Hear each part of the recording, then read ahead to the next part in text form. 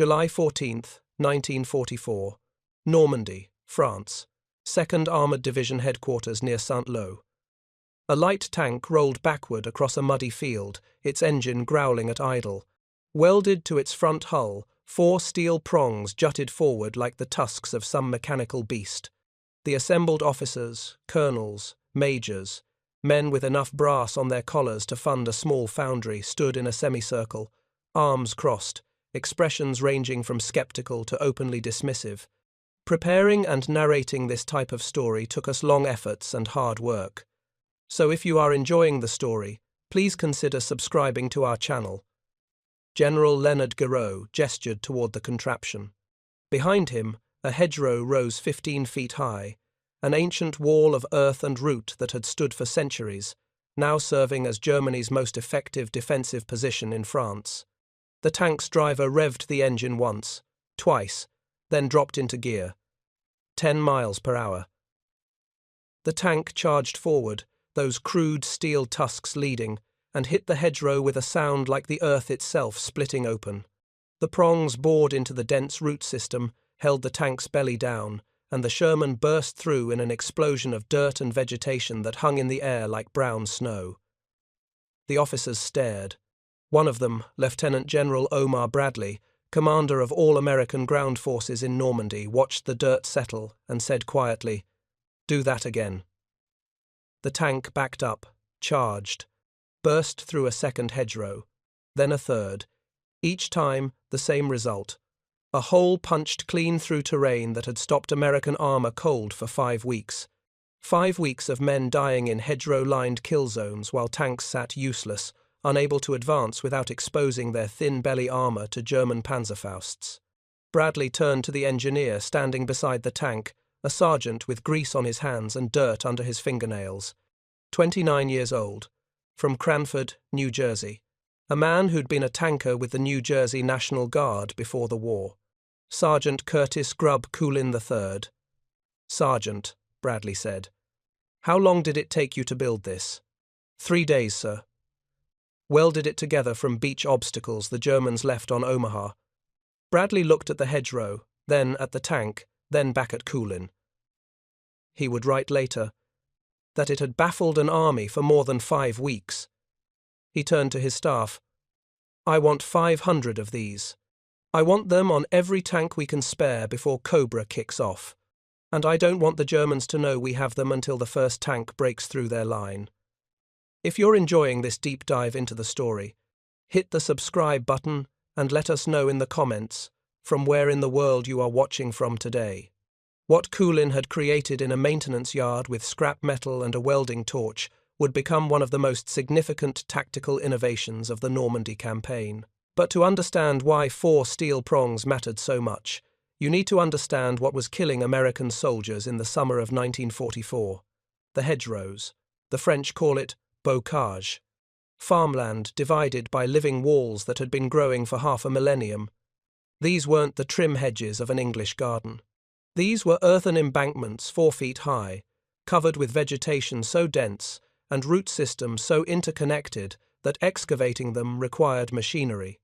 On top of each embankment, trees and bushes grew another 10 to 12 feet, creating walls up to 15 feet total height, thick enough to stop visibility at 20 yards. Normandy was a patchwork of these enclosures. Fields no more than 300 feet across, each one a separate fortress. The American First Army, pushing inland from the beaches after D-Day, found themselves fighting not across open country but through an endless maze of earthen corridors where every turn might hide a German machine gun nest, where every field was a separate battle, and where tanks, the armoured fist that was supposed to punch through German lines, were worse than useless. They were death traps. A Sherman tank attempting to climb over a hedgerow would tilt backward as its treads clawed up the earthen bank, exposing the underside of the hull. The belly armour on an M4 Sherman was 1 inch thick, not sloped, just a flat plate of steel that could be penetrated by nearly any German anti-tank weapon at close range. A Panzerfaust, the German shoulder-fired anti-tank rocket, could burn through that belly plate from 100 yards. 1 shot, 1 dead crew. And the Germans knew it. They dug fighting positions directly into the hedgerow embankments. foxholes carved into the earth, roofed with logs and camouflaged with vegetation, immune to overhead artillery fire. Machine gunners with clear fields of fire across 30-yard wide fields. Panzerfaust teams positioned at the corners where hedgerows intersected, waiting for American armor to expose itself.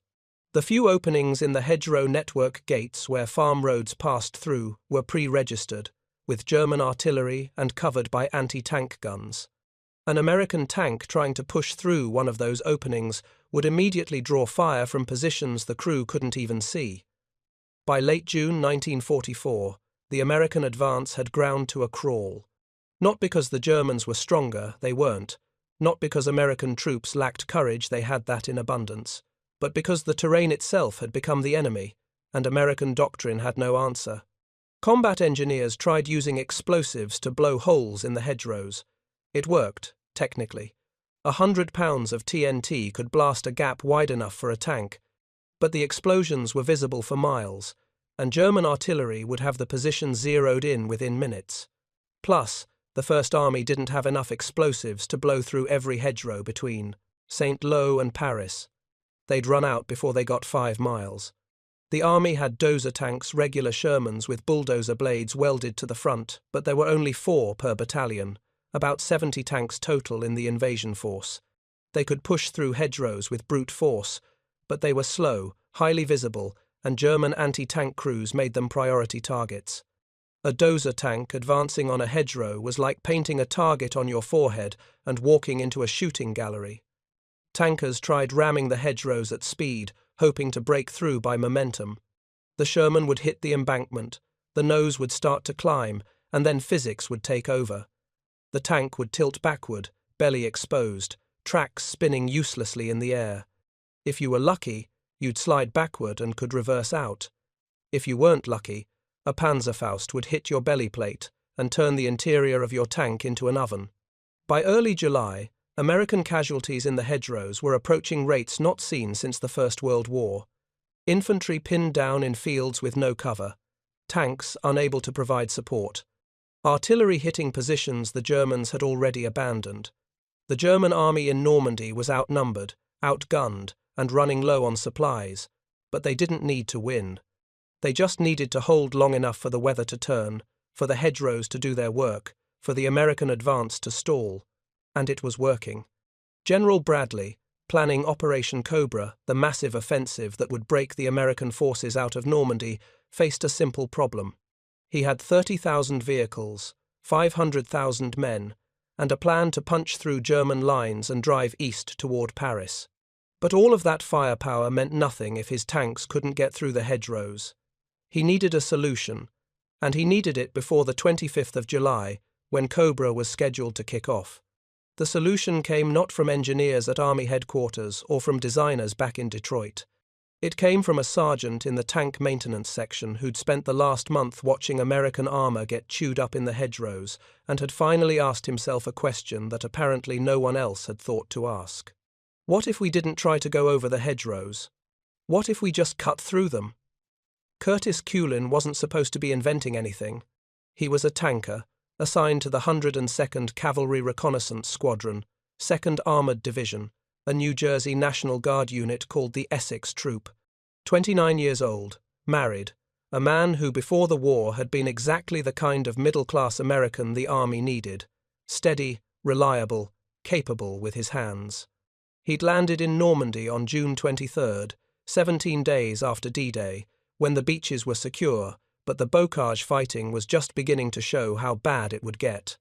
His unit was equipped with M5 Stuart light tanks and M8 Greyhound armoured cars, reconnaissance vehicles meant to scout ahead of the main force, probe German positions, find weak points. In the hedgerows, reconnaissance was suicide. You couldn't see more than 20 yards. You couldn't flank an enemy position because every field was a separate box. And light tanks had even thinner armor than Shermans. Culin spent 3 weeks watching vehicles get hit, watching crews bail out if they could, and watching the same problems repeat endlessly, because no one seemed willing to question the basic assumption. That assumption was simple. Hedgerows were obstacles you went around or over, not through. But Culin had been listening. In particular, He'd been listening to a soldier the other tankers had laughed at. A private from Tennessee named Roberts, no first name recorded, no service number in the archives, who'd made a suggestion during a company meeting about bocage tactics. "Why don't we get some saw teeth?" Roberts had said, "and put them on the front of the tank and cut through these hedges." The room had laughed. Saw teeth. Like the tank was a piece of logging equipment. But Culin hadn't laughed. He'd thought about it. Thought about the hedgerow embankments, earth and roots. No concrete, no steel. Thought about what happened when you hit one with enough force at the right angle. Thought about the thousands of tons of German beach obstacles sitting in salvage yards along the Normandy coast, steel that had been designed to stop landing craft and was now just scrap. And he'd thought, what if Roberts is right? By early July, Culin had scrounged enough steel from a salvage yard to build a prototype. The design was almost offensively simple. 4 steel prongs, each one about 2 feet long, welded to a crossbar that could be bolted to the front hull of a tank. The prongs angled slightly downward, so they'd bite into the base of a hedgerow embankment instead of riding up over it. The theory was this. When the tank hit the hedgerow, the prongs would penetrate the earthen bank and hold the hull level. Instead of the tank climbing the embankment and exposing its belly, it would drive straight through, using its weight and momentum to rip through the root system. The hedgerow would come apart from the inside, and the tank would burst through with its guns still level, able to fire the moment it cleared the obstacle. Theory is one thing. Making it work is another. Culin welded the first prototype onto an M5 Stuart from his own unit. The Stuart was lighter than a Sherman, about 15 tons versus 30, so if the device worked on a Stuart, it should work on anything. He found an isolated hedgerow away from the main lines, far enough that no one would notice if this went badly wrong. First attempt? The Stuart hit the hedgerow at about 8 miles per hour. The prongs bit into the embankment, the tank's nose stayed level, and the Sherman punched through in under 3 seconds, trailing a spray of dirt and roots like confetti. Culin backed up, tried again, same result, again, same result. 3 hedgerows, 3 clean breakthroughs, no belly exposure, no vulnerable angles. It worked. He reported it to his captain. The captain reported it to his major. The major reported it to his colonel, and the colonel reported it to General Hedgerow, who commanded the 5th Corps. Hedgerow was the one who set up the demonstration for Bradley on July 14th, the demonstration that would change the campaign.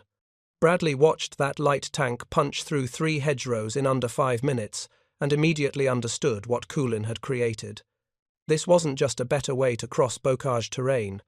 This was a way to neutralize the single biggest tactical advantage the Germans had. With these devices, American armor could move through the hedgerows at speed, break through into German rear areas before defensive positions could be reorganized, and restore the mobility that mechanized warfare required. More than that, it was simple enough to mass-produce with field equipment, no precision machining required, no exotic materials, just steel, welding torches, and soldiers who knew how to use them. Bradley's order went out that afternoon. Manufacture 500 hedgerow cutters, fit them to every tank in the First Army, and keep it secret until Operation Cobra begins. The race was on. 16 days to produce 500 devices and install them on tanks scattered across 30 miles of front. 16 days to turn Curtis Culin's scrap metal prototype into the weapon that would unlock Normandy, and the Germans couldn't know. Part 2. The steel came from the beaches.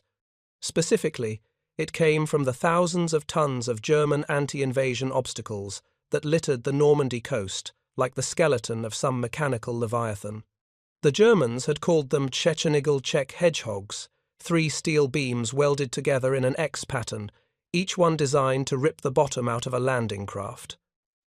After D-Day, they were just wreckage, steel that had failed its purpose, waiting to be recycled. Now they would serve a different purpose entirely. The 111th Ordnance Company got the order on July 15th. Sergeant Joseph Apple, a welder from Pennsylvania, read the specifications and looked at his commanding officer with something close to disbelief. 500 units, 16 days. each one requiring roughly 40 pounds of steel, cut to length, shaped into prongs, welded to mounting brackets, and transported to tank units across the entire First Army front. The math was straightforward and brutal. That was 20,000 pounds of steel to process, roughly 31 units per day. If they worked in shifts around the clock, that meant one completed hedgerow cutter every 46 minutes, non-stop, for over 2 weeks. And they had to do it under camouflage netting so German reconnaissance aircraft couldn't see what they were building. Apple's company wasn't alone. Ordnance units across Normandy received similar orders. The fabrication effort would be distributed among multiple workshops to speed production and reduce the risk of a single artillery strike destroying the entire supply. But the 111th bore the heaviest load, positioned closest to the salvage yards, where the raw material waited. The work began at dawn on July 16th. Teams of soldiers descended on the beaches with cutting torches, hacksaws, and sledgehammers. The Czech hedgehogs were made from angle iron L-shaped steel beams about 6 inches across, thick enough to stop a landing craft, but soft enough to cut with the right tools. Each hedgehog yielded enough steel for 1, sometimes 2, hedgerow cutters. Cutting the beams was the easy part. Shaping them was harder. The prongs needed to be roughly 2 feet long, angled slightly downward, with the ends cut to a point so they'd penetrate the earthen embankments. Too blunt and they'd just push the hedgerow instead of cutting through. Too sharp and they'd snap off on impact. The First Army had exactly 0 precision manufacturing equipment in Normandy in July 1944. What they had was field forges, acetylene torches, angle grinders that threw sparks like fireworks, and welders who'd learned their trade in shipyards and steel mills back home. Men who could look at a piece of scrap metal and see what it could become. Sergeant Apple worked 18-hour shifts. His hands blistered from the heat, even through gloves. The work was done under layers of camouflage netting olive drab canvas, stretched over wooden frames to break up the visual signature from above. The netting trapped heat like an oven. In the summer sun, temperatures under the canopy reached 100 degrees. Men worked stripped to the waist, covered in sweat and metal dust, breathing air thick with the smell of hot steel and welding fumes. Each hedgerow cutter started as 4 separate pieces, the prongs. These were cut from the angle iron, heated in the forge until they glowed cherry red, then hammered into shape on anvils made from salvaged armor plate. The points were ground sharp. The mounting ends were drilled for bolts. Then came the crossbar, a longer piece of steel that would span the width of a tank's hull. The prongs were welded to this bar at specific intervals, spaced so they'd strike the hedgerow at points where the root system was densest. Too close together, and they'd just push a chunk of earth.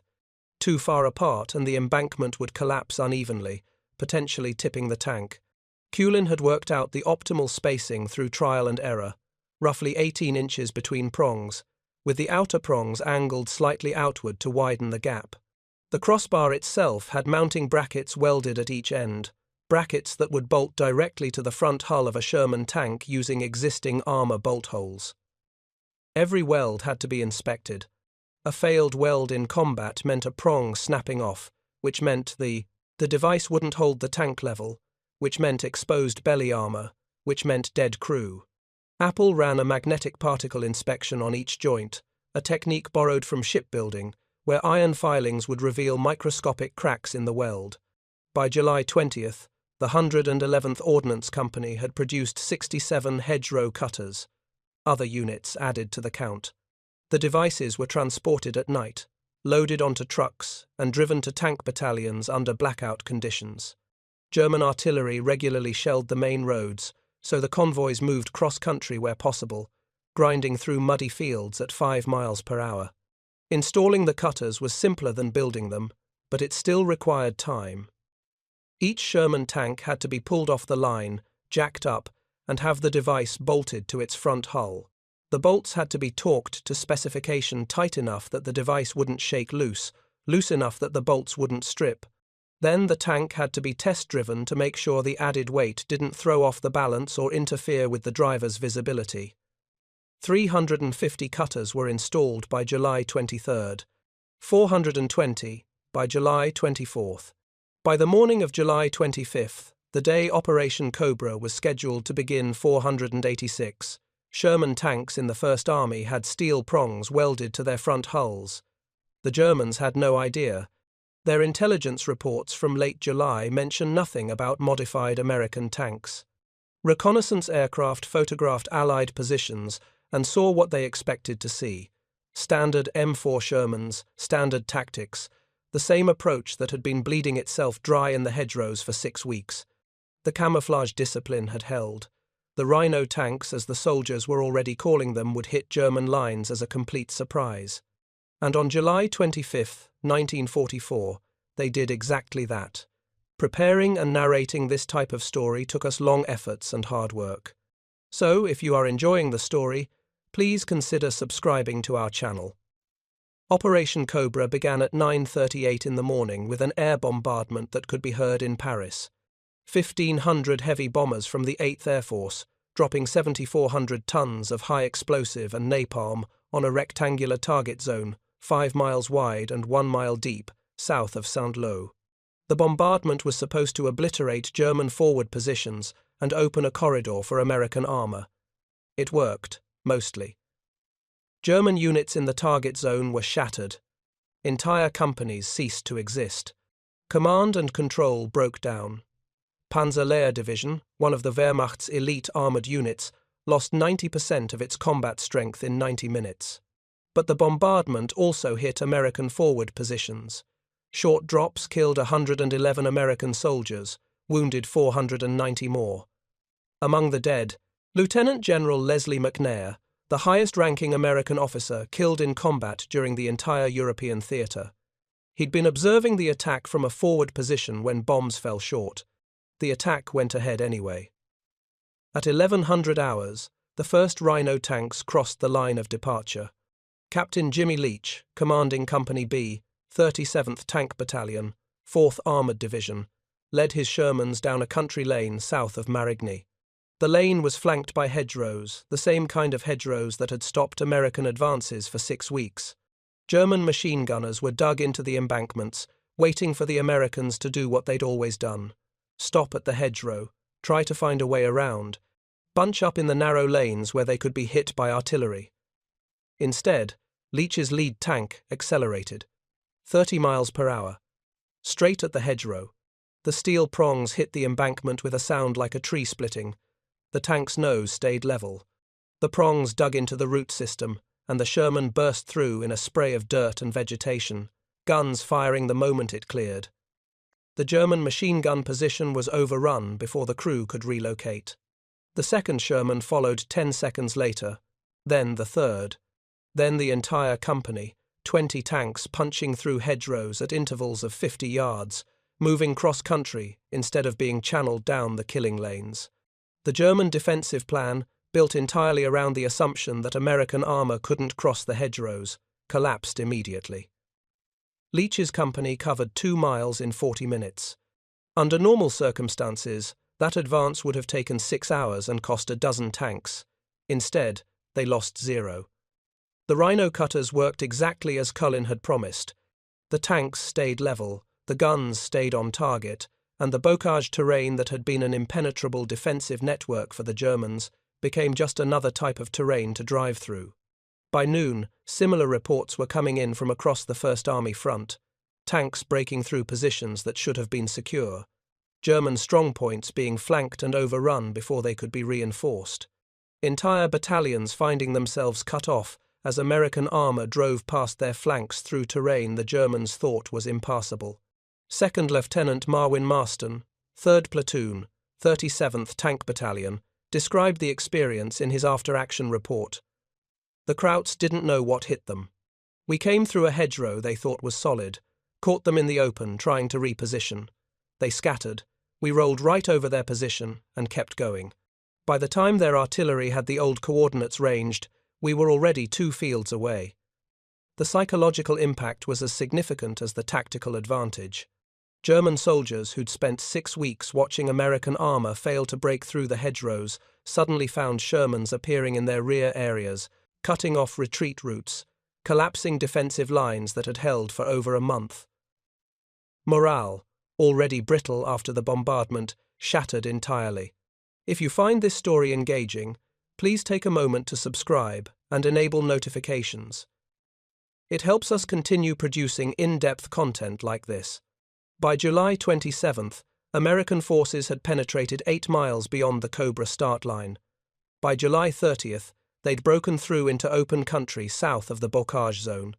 The German 7th Army, which had held Normandy for 6 weeks, began a general retreat. Panzer units that tried to counterattack found themselves engaged from multiple directions as Rhino tanks moved through terrain the German commanders had thought impassable. The breakout from Normandy, the moment when the Allied invasion shifted from a contested beachhead to a mobile war of maneuver, happened because of those steel prongs. Not entirely, of course. The Allied success depended on air superiority, artillery coordination, logistics, and the courage of individual soldiers pushing forward under fire. But tactics and courage had been present from D-Day forward. What changed on July 25th was mobility, the ability of American armor to move through the one type of terrain that had consistently stopped it. And that came from Curtis Culin, watching a tank get stuck on a hedgerow and asking, "What if we didn't try to go over it?" The historical analysis of Operation Cobra focuses on strategic decisions, command structures, force ratios. But wars aren't won by force ratios. They're won by soldiers in the field who see problems and solve them, often with nothing more than scrap metal and a welding torch. The Rhino tanks became legendary almost immediately. Soldiers who'd watched friends die in the hedgerows saw those same hedgerows exploding like rotten wood in front of tanks that refused to stop. Morale spiked.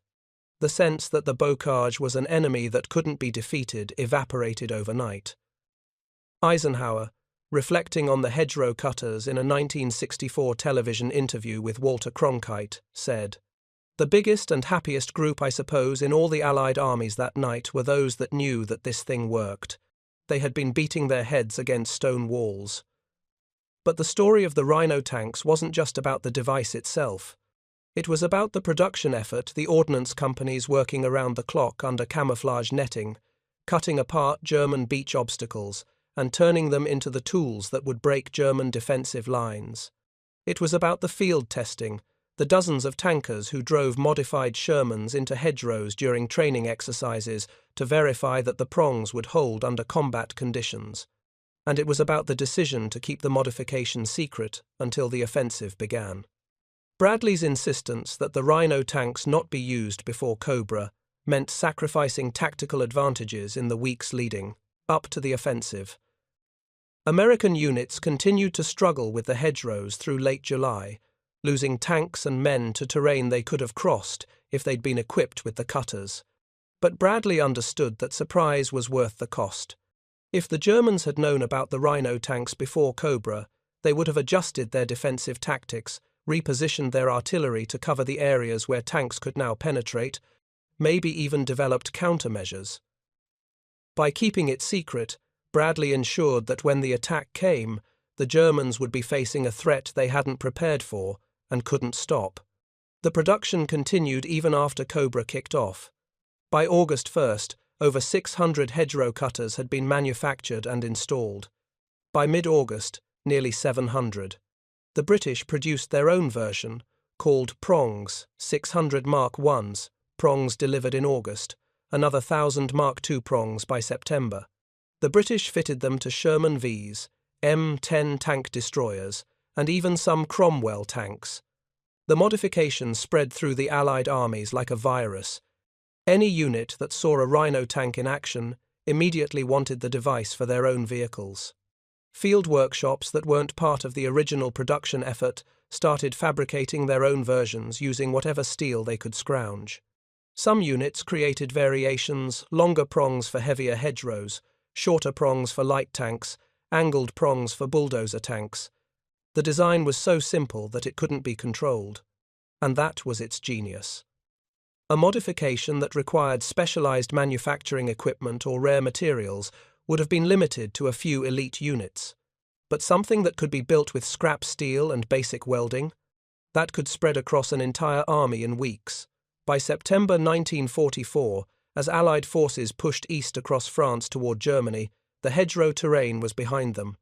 Open country, rolling hills, river valleys, terrain where rhino cutters weren't necessary. Many tanks had the devices removed to save weight. Some soldiered on with the prongs still mounted, veterans of the bocage carrying their tusks like battle scars. But new units arriving in France after late August never received the modification. The Battle of Normandy was won. The hedgerows were no longer a strategic obstacle. The rhino tanks had served their purpose and faded into the background as the war moved on. Curtis Culin received the Legion of Merit on August 3, 1944. The citation praised his initiative, mechanical skill, and devotion to duty in creating a device that materially aided the Allied advance through Normandy. It didn't mention how many lives the device had saved, because nobody could calculate that number. How do you count the tanks that didn't get stuck, the crews that didn't get hit, the attacks that succeeded because armor could maneuver? The conservative estimate, based on casualty rates, before and after Cobra, suggests the rhino cutters reduced tank losses in bocage terrain by roughly 40%. Over the month of July alone, that translated to approximately 200 tanks that survived engagements they would have lost. At 5 crew per tank, that's 1,000 men. And that's just the direct effect on armoured units, not counting the infantry who benefited from tank support, the artillery observers who could advance with the tanks, the entire operational tempo that accelerated because armour could finally move. Culin never claimed to have won the war. In interviews after the conflict, he consistently credited the unnamed soldier Roberts from Tennessee, who'd made the original suggestion about saw teeth. He said it first. Culin told a reporter in 1946. I just figured out how to build it. That honesty is characteristic of the kind of soldier who creates something like the rhino cutter, not someone looking for glory or recognition, but someone who sees a problem, sees a solution, and does the work to make it happen. The men who win wars are often the ones who never expected to be heroes.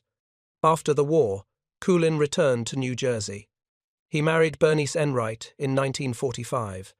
They moved to New York City, where he worked for Schenley Industries, not as an engineer or a designer, but as a regular employee in a company that had nothing to do with tanks or warfare. He lived quietly in Greenwich Village, Manhattan, and died there in 1963 at the age of 48. The obituaries mentioned his war service. A few mentioned the hedgerow cutter. But by 1963, the world had moved on. Vietnam was escalating. The Cold War was at its peak. A device that had broken the stalemate in Normandy 19 years earlier seemed like ancient history. But the lesson wasn't ancient, and it isn't ancient now. The lesson is this: wars are won not just by the quality of your equipment, but by the willingness of soldiers in the field to adapt, improvise, and solve problems that the experts back home never anticipated. The Sherman tank was designed by engineers in Detroit who'd never seen a Normandy hedgerow. American doctrine was written by officers who'd studied European terrain from maps and textbooks. None of them anticipated that 15-foot earthen walls covered in vegetation would stop armoured advances cold. Culin anticipated it because he was there, watching it happen, and he had the freedom to ask, what if we did it differently? That freedom, the space for a sergeant to build something, test it, and push it up the chain of command without being told to follow procedure, was as important as the device itself. Armies that don't allow field innovation lose to armies that do, regardless of who has better equipment. The German army in 1944 had better tanks than the Americans. The Panther outclassed the Sherman in every measurable category: armor, firepower, range. But the Panther couldn't adapt. Its design was fixed. Its doctrine was rigid. When American armor started breaking through terrain, the Germans thought was impassable. The Wehrmacht had no tactical response. The Americans had a sergeant with a welding torch. And that made all the difference. Part 3. Final section. The Rhino tank exists now mostly in museums. A few surviving Shermans still carry the steel prongs, mounted on display in places like the National Museum of the United States Army, the Imperial War Museum, and scattered memorials across Normandy. They look crude because they were crude. 4 pieces of steel welded to a crossbar, the kind of thing a farmer might cobble together to clear stumps. But crude doesn't mean ineffective. The hedgerow cutter is a reminder that war is solved at the tactical level by people who refuse to accept that problems are unsolvable. The First Army had been stuck in the bocage for 6 weeks. Thousands of officers, soldiers with years of training, commanders with access to every technical resource the United States could provide. And the solution came from a sergeant who looked at a pile of scrap metal and saw possibility. That's the story of Normandy. Not just the invasion, not just the strategic genius of Eisenhower or the tactical skill of Bradley, but the accumulated ingenuity of thousands of individual soldiers who made small improvements that added up to victory. The Rhino cutter was one of those improvements. Not the only one, not even the most important, but representative of the mindset that won the war. After Cobra broke the German line, the Allied advance accelerated. Paris was liberated on August 25th. The German border was reached by September. The war would continue into 1945, the Battle of the Bulge, the crossing of the Rhine, the final push into Germany, but the outcome was no longer in doubt. The Germans had lost their defensive advantage in France, and without it, they couldn't stop the Allied armies from rolling east. And it started with 4 steel prongs cutting through a hedgerow on July 25, 1944. The men who fought in Normandy understood what the hedgerow cutter meant. In letters home, in after-action reports, in conversations recorded by army historians, they spoke about the moment when the Rhino tanks broke through. Not with exaggeration, not with the kind of dramatic language you'd expect from propaganda, but with relief. The relief of knowing that the terrain that had killed so many of their friends was no longer invincible. One tanker, whose name wasn't recorded in the official history, described it simply, "We'd been fighting the land as much as the Germans. When those prongs went on, we could finally fight the Germans and ignore the land. That's what changed." The German soldiers on the other side of the line saw it differently. Interrogation reports from prisoners captured after Cobra describe confusion, then panic, as American tanks appeared in positions that should have been secure. One Wehrmacht lieutenant said, "We had planned every defense around the hedgerows. When your tanks started cutting through, all our plans meant nothing. We were fighting blind." Blindness is what the Rhino cutter created for the German army. Not physical blindness, but operational blindness, the loss of predictability.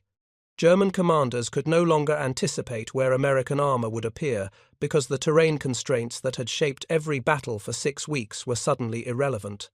That's the ultimate value of tactical innovation. Not just solving one problem, but changing the terms of the engagement so that the enemy's advantages no longer matter. The story of Curtis Culin and the hedgerow cutter has been told before. It appears in histories of the Normandy campaign, in documentaries about World War II, in books about military innovation. But it's worth telling again because the lesson remains relevant. Technology advances, doctrine evolves.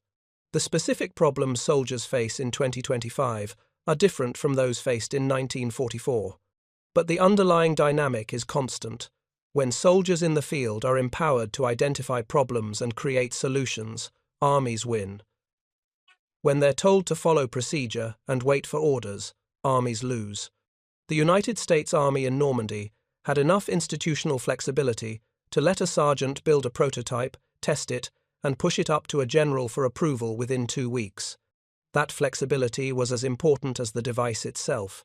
Without it, Culin's invention would have died in a maintenance yard, dismissed as unauthorized modification of military equipment.